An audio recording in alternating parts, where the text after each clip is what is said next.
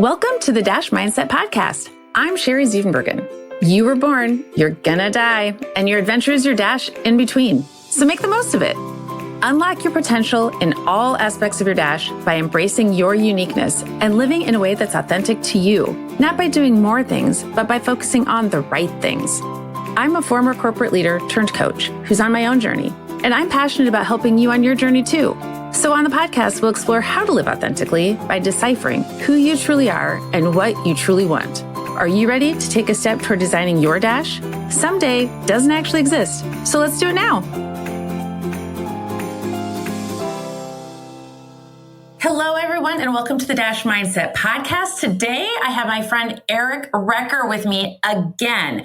You might remember Eric from episode 26. If you don't, I encourage you to listen because Eric is just a wonderful human and so inspirational, which you'll pick up on today. So he and I had a conversation in episode 26. There just wasn't enough time. Eric has so much in his life and always has, and we just didn't cover everything.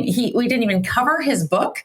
We didn't cover the fact that he is I'm going to say recovering triathlete because that's how you referred to yourself before, Eric. Although I don't know if you're recovering. You're not recovering well.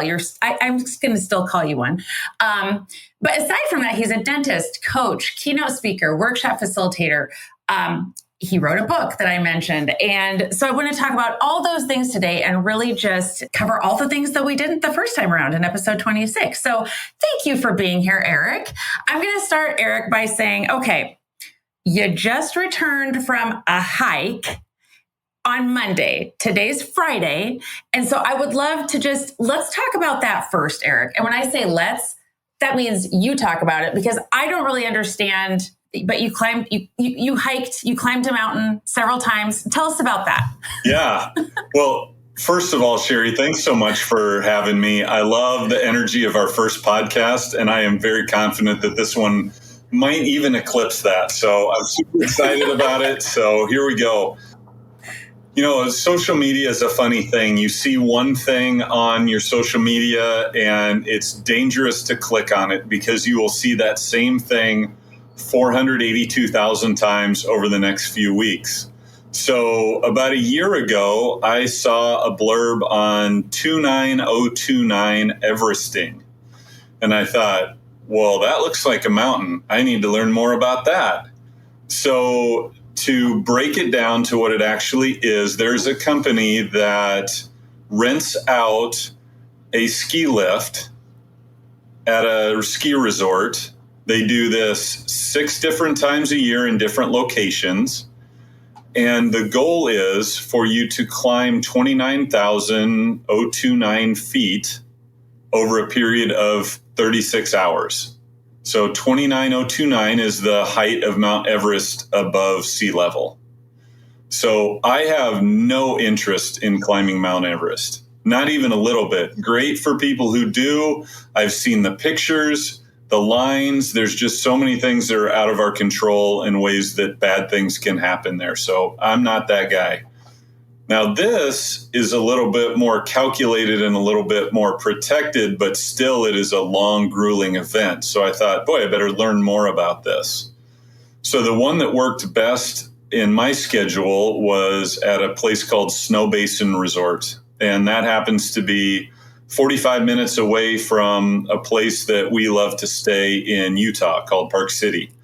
And so my wife and I first got her okay. That's always one of those things. I have an incredibly supportive wife. Sherry, you've met her before.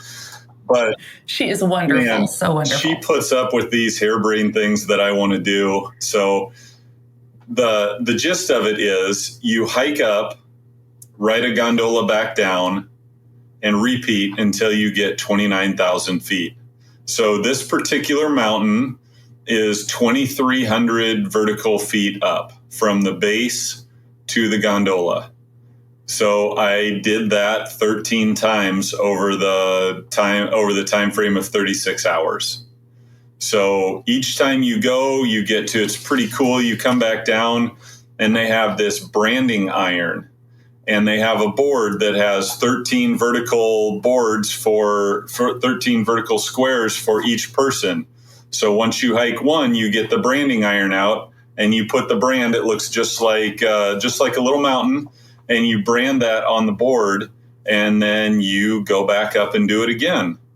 And then you wear a bib that has all of the tallest mountains on each of the continents on the back. So the shortest of the tallest peaks is Kosciuszko.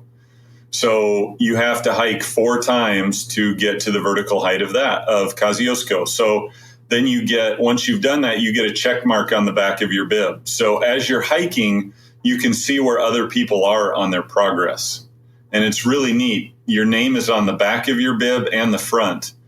So the goal of this, it's all about community.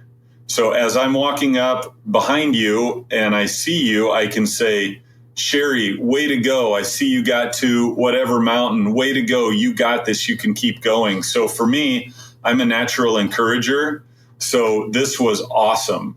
So then then I'd pass them and they'd say, Eric, way to go. Good to see you again, or something like that. So it's just this whole 36 hours of people encouraging each other, helping each other up the mountain.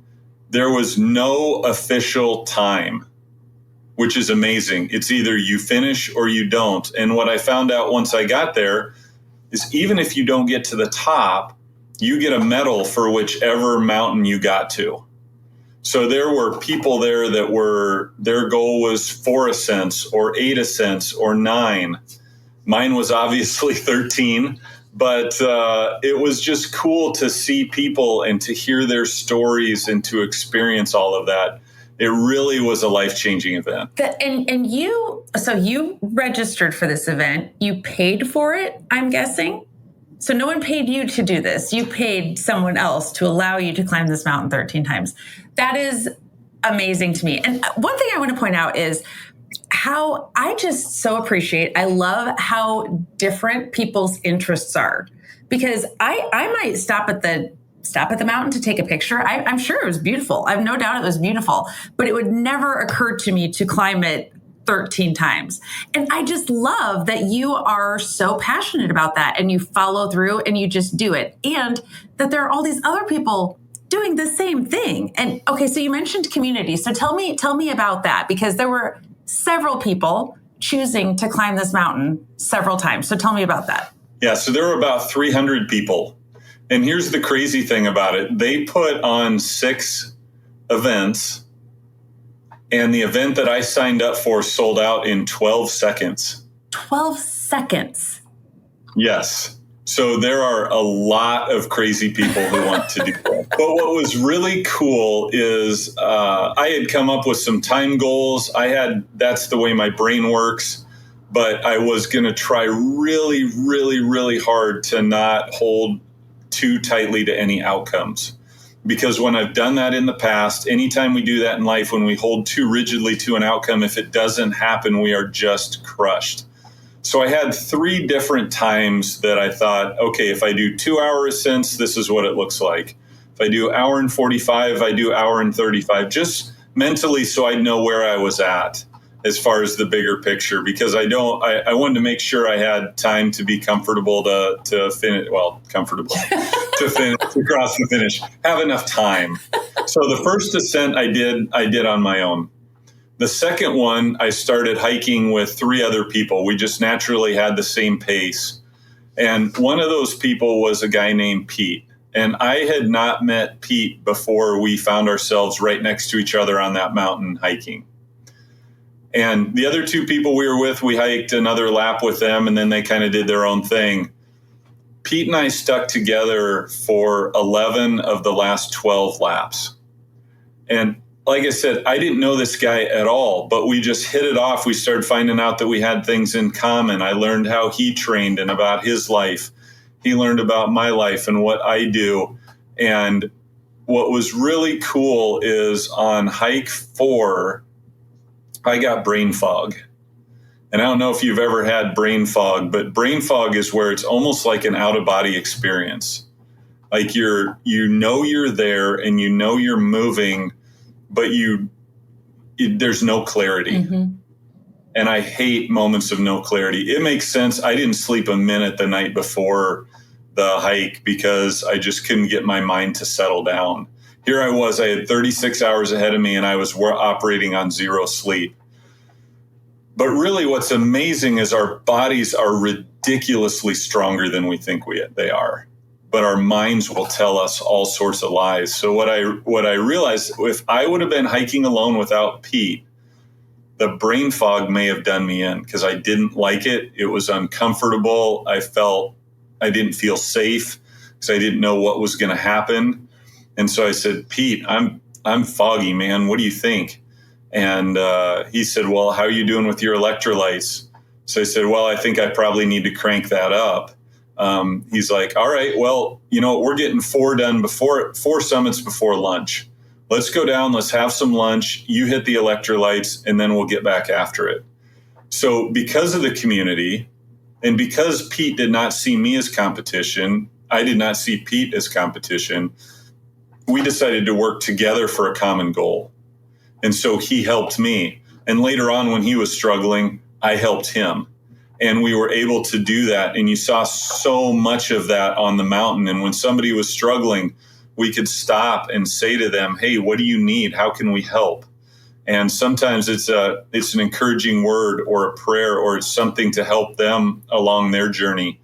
And that's what I mean by community. So I have probably 8 or 10 people that I've been texting back and forth with this week, just checking in on their recovery and how they're doing. And so the community is amazing. And the company 29029 really hyped that and said you would be blown away by it. And I was. It was so many lessons. But one of the biggest lessons that I got from the community was we are not meant to hike alone.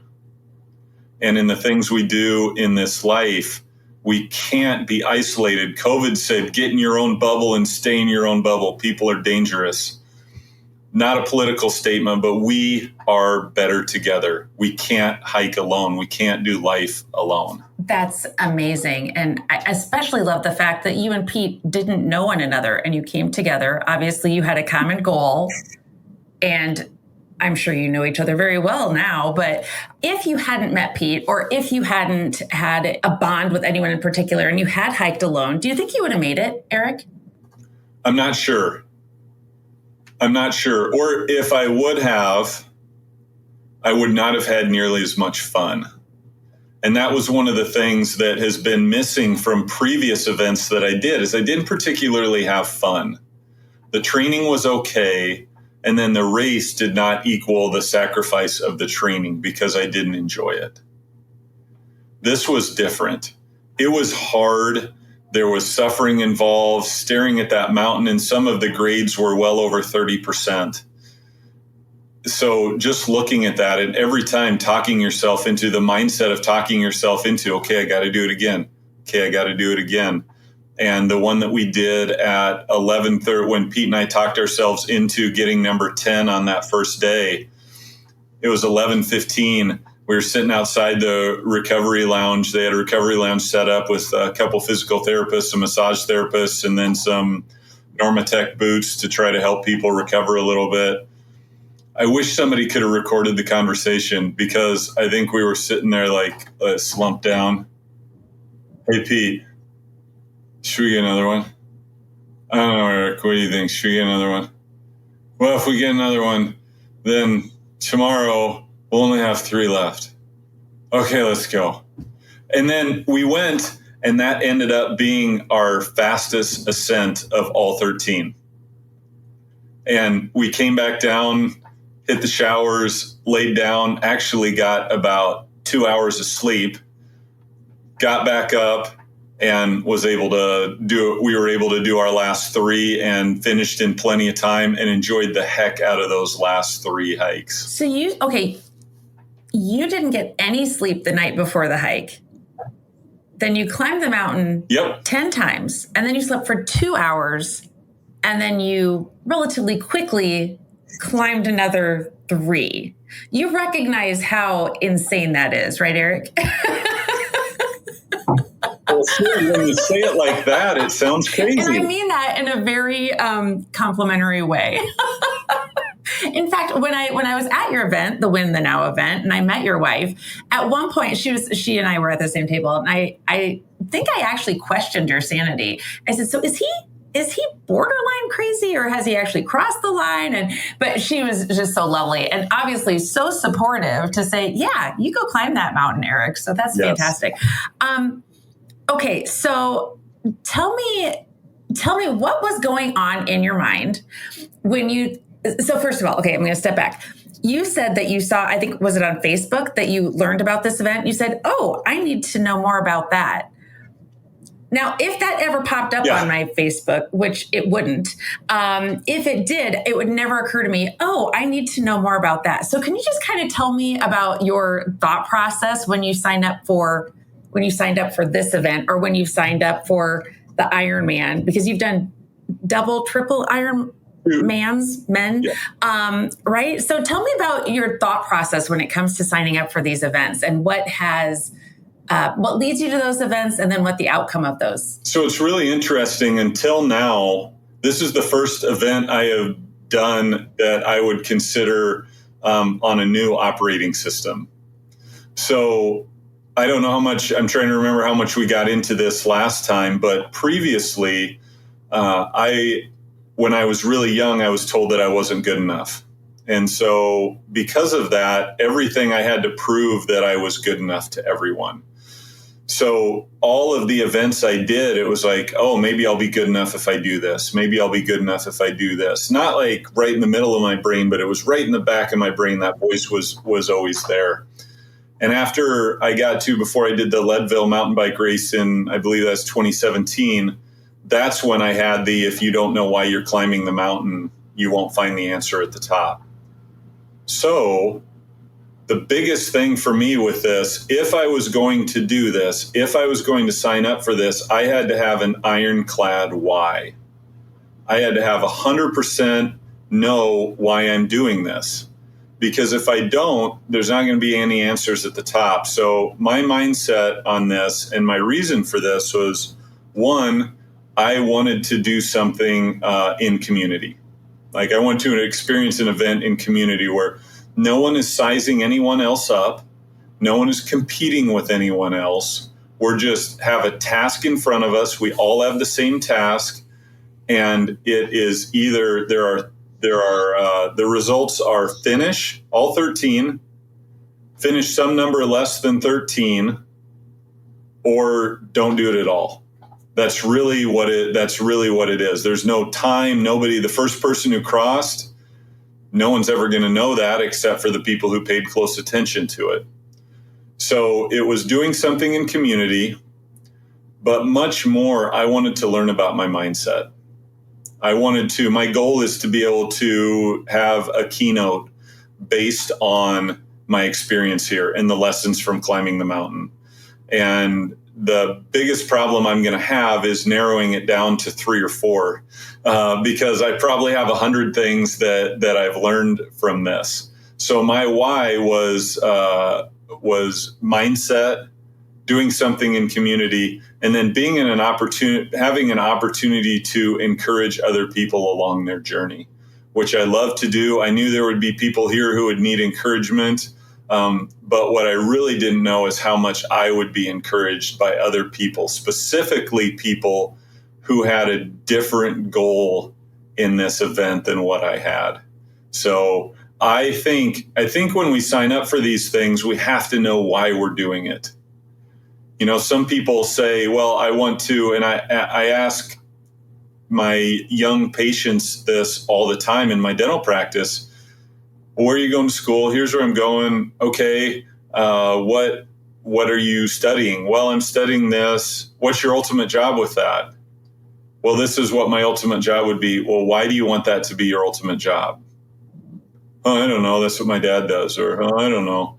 And I'll say very gently, it would be worth your while to answer that question before you start spending money on it. Because I think we jump into all these things and we don't, and yeah, some of life is just taking a leap. But I think it's super important that we know why we're doing what we're doing in the season. And it might look different. Why I was doing this race now had nothing to do with why I would be doing a race in 2017. So that's kind of a roundabout answer to that, but that's why I chose to jump into it. I love that, and yeah, it's great to take the leap, but so often we take a leap without having any understanding of why we're doing it. It could be because someone mentioned they thought it was a good idea. I've worked with clients before who have said they wanted to do something just to prove to themselves that they could, and I get that, but I'd say, but why do you want to prove that to yourself? Because then, I mean, what you've experienced in the past too is you accomplish that goal and you move on to the next thing, and you just keep trying to prove to yourself that you can do this thing. But just because you can doesn't necessarily mean you should. This time for you, it meant that you should because you understood the why behind it. It makes complete sense. So you had mentioned that in the past, when you've done these events, you were so focused, these are my words, not yours, but basically you were so focused on accomplishing the goal and you were really kind of in it alone. You didn't have that community you did this time. So in the past, Eric, when you've completed events, did you feel like the accomplishment felt as good as you expected? Or did you feel like, okay, did that, and then you were just on to the next mountain? I am such a slow learner sometimes, Sherry. It just drives me crazy. I'm sure I'm the only one, but boy, oh yeah, absolutely. When I crossed those first few triathlon finish lines, and it didn't mean as much as I thought it was going to mean, it would have been great if that was kind of, hey, guess what? But it didn't. And then I crossed the first Ironman finish line that I went across. That one was pretty significant because my wife was there and two of our really good friends were there at the finish line. So that was amazing. Like I got to celebrate that with them and we really enjoyed it. But I was always crossing the finish line with, okay, now what? Okay, now what? Okay, now what? Mm-hmm. And holy crap, an Ironman triathlon, celebrate that. I look back on that like, come on, man, not many people get to do that. Celebrate it. And so I talk to people all the time about this. How are you going to celebrate? But how are you going to celebrate along the way? You just smashed a 22-hour training week. 22 hours. In addition to everything else that you have going on in your life. What are you going to do to mark that? What are you going to do to say, wow, I just did that? Because if you can't celebrate along the way, I mean, you don't have to go on an Alaskan cruise, but go out for ice cream. Have a movie night with your family. Do something to mark, wow, I just did a hard thing. This is amazing. And it will give you energy to keep going for the next thing. Right. And I'm realizing too, as we're talking about this, that I think so often, and based upon my own experiences in the past, not climbing actual mountains, but I feel like when I've accomplished a particular goal, I didn't have that feeling I expected, or maybe it lasted for such a short amount of time because I didn't allow myself to celebrate, that I immediately thought, oh, I will feel that feeling when I do the next thing. And that's just occurring to me now as we're talking through this. And I think that's probably why in the past I've thought, or partially why I immediately jump to the next thing, is because I don't have that level of celebration I expect. Do you feel like that was maybe the case for you? Oh, completely. And our American economic machine is built on the next thing. Right. You know what? I'll be happy when I get the Mustang convertible. I'll be happy when I get the Wave Runner. I'll be happy when I get this purse. I'll be happy when fill in the blank, whatever it is for you. If you're not happy without it, you're not going to be happy with it. So I think there's probably some people who are on this mountain that were chasing happiness and chasing then what and all of those kind of things. But the ones that I really saw that were really in it, they knew why they were doing it. They knew what they wanted to get out of it. And they knew that this was a tool for the greater enjoyment and fulfillment of life. And so when we can frame things in that context, when we can frame our achievements and accomplishments, I tell you what, had my wife not been there at the finish line to celebrate with me, it would have been a whole lot more hollow. So the really cool story. So two of her friends decided to come out, and they came out and they hiked a little bit in Zion and Arches. And then they drove up and stayed a night with Amy before they came up to meet me. I thought they were just going to be there for the finish line. So Pete and I are hiking up on number 11 of 13. And all of a sudden from the gondola overhead, I heard just as loud as could be, "Get it, get it." And it was our friend Susan. And she's done an Ironman before, and we've gone to support her at some of her events. And she was just yelling from the top of her lungs up there. So I was like, no way. So I got to, before we did our last hike, I got to go through the chute up at the top. I got to give my wife a huge hug, got to give our friends a big hug. And I knew that the next time up, they'd also be waiting for me.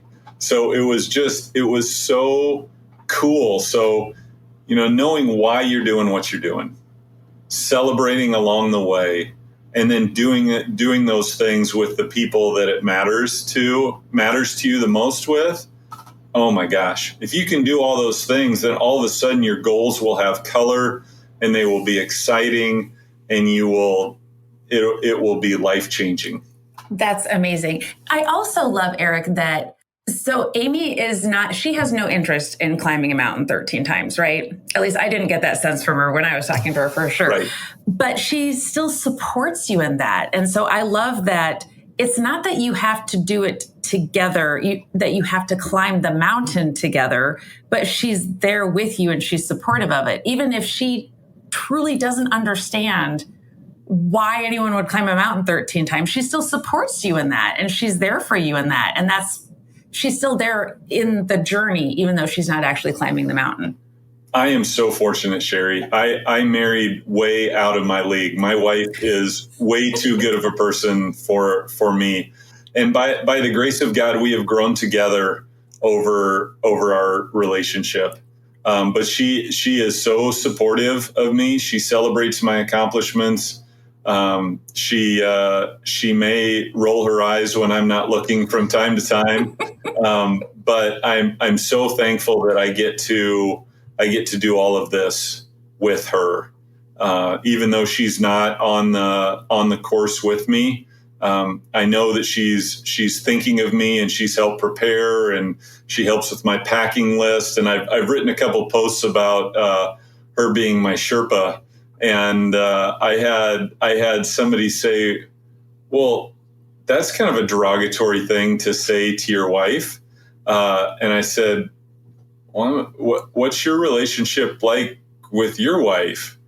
"Well, she kind of does her thing and I kind of do my thing."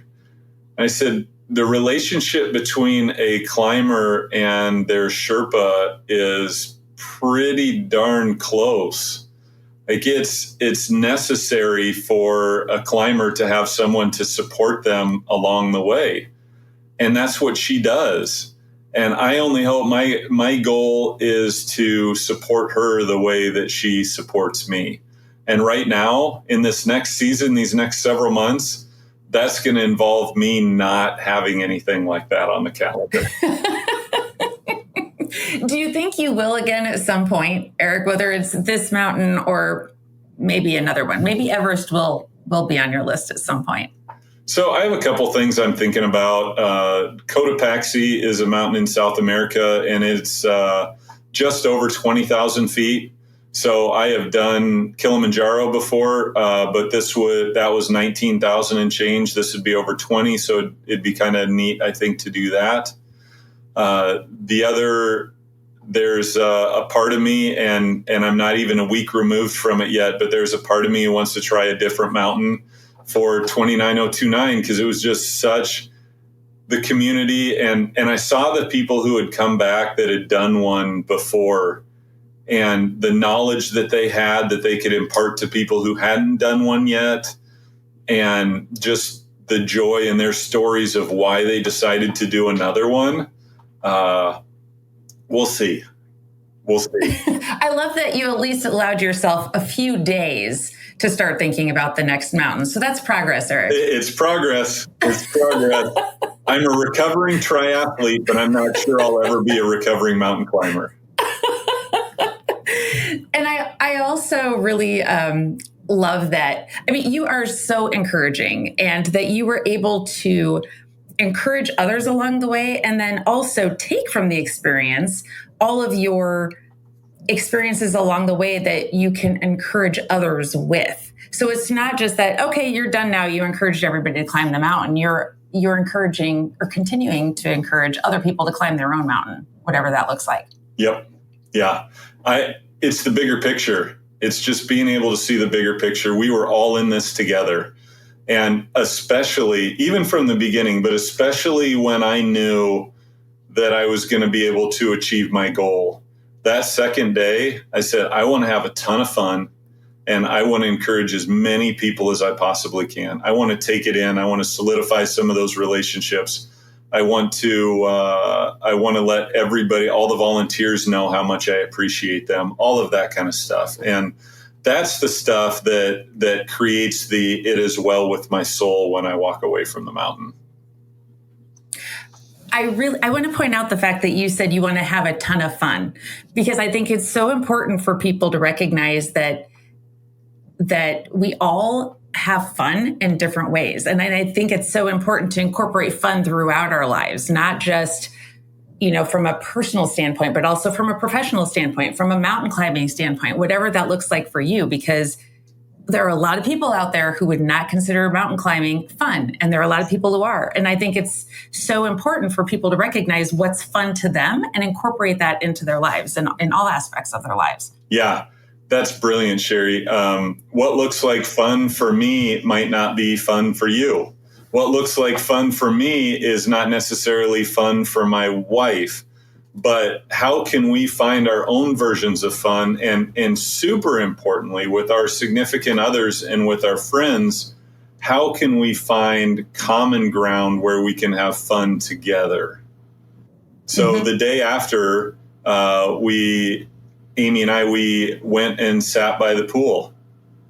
And we were in the sun and we were reading and we were talking, and then we'd sit in the pool for a while. Then we do that, and then we just went for a drive, and it was restful, and it was rejuvenating, and it was recharging, and we were together, and it was So people are going to listen to this and be like, "This guy is whack.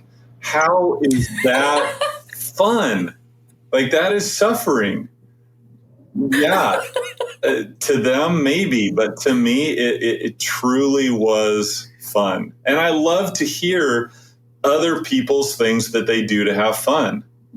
Because when we learn from each other like that, maybe something that you do, Sherry, that I never even would have thought of could become the new thing that I do to have fun. Right. And if it's not, great. I mean, when I say you're an inspiration, Eric, you absolutely are. However, you are not inspiring me to climb a mountain, right? I mean, you're inspiring me in different ways. So, that made me think, I have to say, so adventure is something, that's one of my primary values is adventure, but in a very different way. So I suspect that adventure is one of your values as well, but we each define it very differently. And I think that's something that people need to consider too, is that, I'm not going to put my life at risk. I have a different definition of adventure. But what it made me think of is my husband and I are going on a trip in November, and it's a surprise trip. We have no idea where we're going, Eric. And now I was telling a friend of mine this, and I'm so excited because that is an adventure to me, not knowing where we're going to be dropped off. It's with Wandering Earl Tours. He and I had a discussion in a couple episodes as well. He's amazing, if anyone loves to travel, I highly recommend him. But it's a surprise to her. We don't know where we're going. And I was telling a friend of mine about it, and she said, Kraus, that's my maiden name. She knew me before I was married. She said, Kraus, that sounds terrible. Right.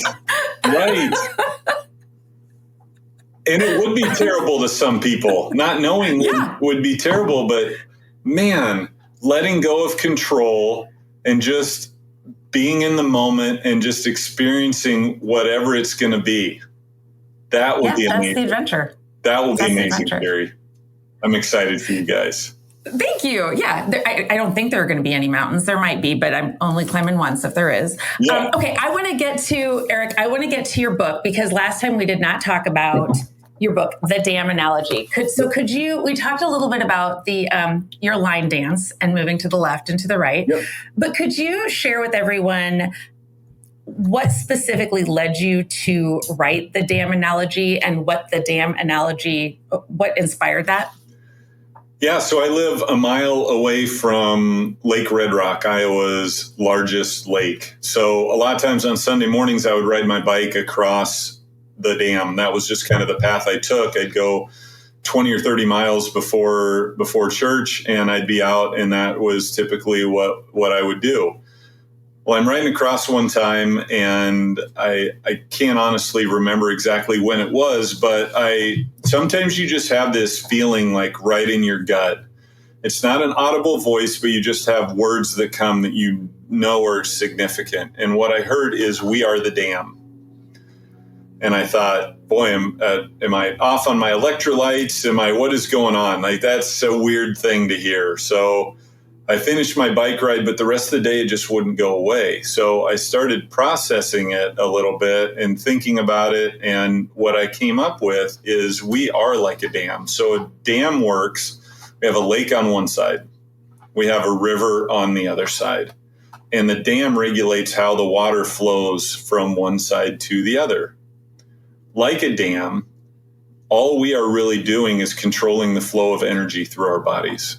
And this is not some new age woo-woo type of thing. It really is true. So we are pretty good at the outflow side. We get our stuff done, right? If we have we're likely to get our tasks checked off. Some of them we're going to procrastinate, but we're likely to get our tasks checked off. We're not very good at the inflow side. The inflow side is all of the things that we do to help take care of ourselves, to help move us as the line dance goes. Life takes us to the left over to the 1 on the 1 to 10 scale. We need to figure out ways to move ourselves back to the right. And we're not very good at it.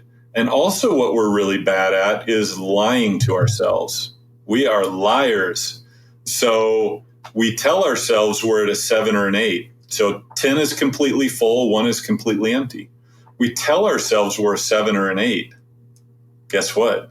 We're really a 2 or a 3. And so we're operating from being really, really empty, but like we're actually full. And so we just keep pouring out, getting more and more empty. And that's where burnout happens, because we are overcommitted. We have too many things on the outflow side, and we are not taking care of ourselves. So that is the nuts and bolts of what the book is about. And then I go into a whole bunch of strategies of how we can work on our inflow, how we can work on our outflow, maybe working on having less unnecessary outflow. And really, ultimately, it's a handbook for how we take care of ourselves, because we have to be a little bit selfish so that we can be selfless. We're meant to impact the world, but we have to take care of ourselves or we have nothing to give. I love in the book that you kind of treat it as a workbook. You actually have areas in which people can write and make notes to themselves and plan things out. And I just think that is so great, because I have a lot of sticky notes on mine. I just love that people can use this as a reference, and just, it's not something that your expectation is not that someone read it and just retain all of it, but actually use it as a reference and come back to it and say, okay, now what did I say I was going to do? And how am I feeling at this point? And what do I do about it? I think that's fantastic. One other thing I want to mention too, you were talking about how we lie to ourselves. It's so funny, isn't it? We listen to our brains, and it's all, it's not conscious, but we're listening to our brains, and we just treat it like it's the news, like it's true. And not that the news is true either, but anyway, I won't get into all that. But we just think, oh, well, our brain's saying that, it must be right. But so much of what we tell ourselves is not right at all. It's just a protective mechanism, and it's lying to us in order to keep us safe, which is actually preventing us from getting the things we want. So I talk to people a lot about what you said, and the fact that we have to get honest with ourselves, because if you are believing yourself to be at a 7 or 8, and you're probably not even recognizing that because you're just going in life. If you believe yourself to be a 7 or an 8, you can't do anything about it. You can't actually be a 7 or an 8 if you're just telling yourself you are and you aren't. You have to get honest with yourself first, which is what you talk about that in the book too. Yeah. I love how you put that, because if we don't be honest with ourselves, then what's the point of self-awareness? Because this is basically what I'm challenging people is to be self-aware. Have the courage to be honest with yourself about where you're at. And I love when I do this workshop, because the first thing I do in the workshop is I'll say, all right, 1 to 10, where you at? Just circle it. Take about 5 seconds and circle it. Okay, put your pen down. All right, now let me tell you how I come up with my number. Now I want you to take a couple more minutes, and I want you to circle that on another line, circle your number. Where are you at? So many times people start to realize that. Oh boy, one of my favorite stories is somebody who said they were an 8 on the first time. And then as we're going through it, and I'm talking about, I have some fun stories I share with that. But then he said, oh my gosh, when we got back together as a group, I said, so anybody have some light bulbs come up? And Tyler raises his hand and he goes, oh, Eric, I thought I was an 8. But then I realized, my wife is gone this week, and I'm being Mr. Mom to my kids, and I'm hauling them everywhere, and I'm doing this, and I'm not sleeping particularly well, and all of this. Like, I'm super excited to be here right now, right in this moment. But really, I'm like a 4 or a 5. And I said, how does that frame going into your weekend? He's like, well, I need to not pack my weekend quite so full of stuff.